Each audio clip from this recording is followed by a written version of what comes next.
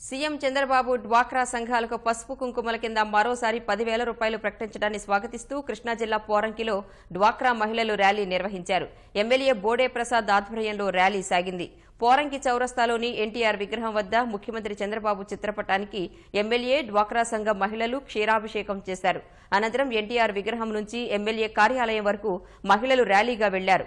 ఆర్థికంగా ఆదుకుంటున్న చంద్రబాబే మళ్లీ సీఎంగా రావాలంటూ మహిళలు నినదించారు.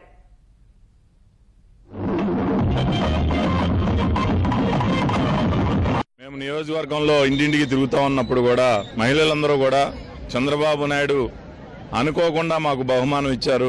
మేము 10,000 పసుపు కుంకుమ కింద ఇస్తేనే చాలా సంతోషించాం. ఈ రోజు అనుకోకుండా మళ్ళీ మరొక 10,000 మా పసుపు కుంకుమ ఇచ్చారు అంటే మా ఇంటి పెద్ద కొడుకుగా మేమందరం కూడా మా అన్నగానో భావిస్తా ఉన్నామని చెప్పేసి వీళ్ళందరూ ఆనందం వ్యక్తం చేసి ఈరోజు స్వచ్ఛందంగా ముందుకు వచ్చి చంద్రబాబు నాయుడికి పాలాభిషేకం చేశారు అంటే మరి వాళ్ళ ఆనందం ఈ విధంగా వ్యక్తం చేస్తా ఉన్నారు.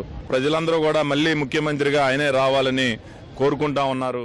చాలా ఆనందంగా ఉన్నామండి. అందరం మేము మొదలు పెడితే పసుపు కుంకుమ 10,000 వేశారు, రెండోసారి కూడా 10,000 ప్రకటించారు. ఇంకా ఆనందంగా ఉంది మహిళలందరికీ. చంద్రబాబు నాయుడు గారు మా సొంత సోదరులాగానే ఇంటి పెద్ద కొడుకులాగానే మేము అనుకుంటున్నాం. అందరం మళ్ళీ మీరే రావాలి సార్ అని చెప్పేసి చంద్రబాబు నాయుడు గారిని కోరుకుంటున్నాను. నేను చంద్రబాబు నాయుడు గారికి చాలా వందనాలు తెలియజేసుకుంటున్నాము. మా మహిళలందరికీ మొదటిసారిగా 10,000 వేసినప్పుడు చాలా సంతోషం వ్యక్తం చేశాము.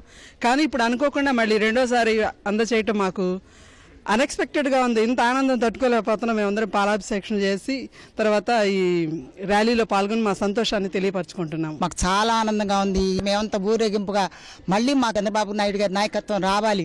ఆయనలో మేము చాలా అభివృద్ధి పొందుతున్నాం. డ్వాక్రా మహిళలందరూ చాలా సంతోషంగా ఉన్నారు.